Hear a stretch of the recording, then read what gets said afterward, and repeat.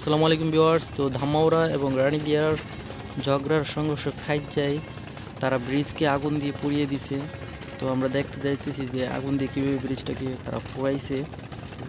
সামনে যে দেখেন তারা ব্রিজকে আগুন দিয়ে একেবারে পুড়িয়ে ফেলছে, কাঠ তারপরে চাটাই বাঁশগুলো সব পুড়ে গেছে। দেখুন তারা কত বড় হিংস্রতা, তারা মানুষকে যাতায়াত করবার লেগে দিব না আর কি, তাই এই বাঁশের ব্রিজটাকে এই পুড়াই দিছে আর কি।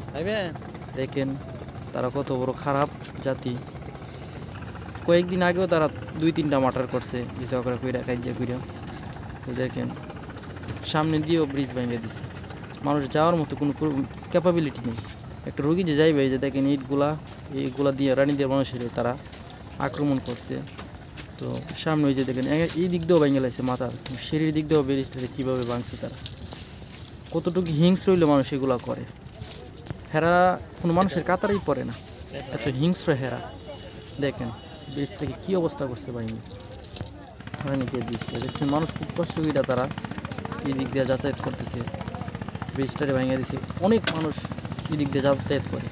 তো তারা কতটুকু নিকৃষ্ট জাতের প্রাণী আপনারা বুঝলেন।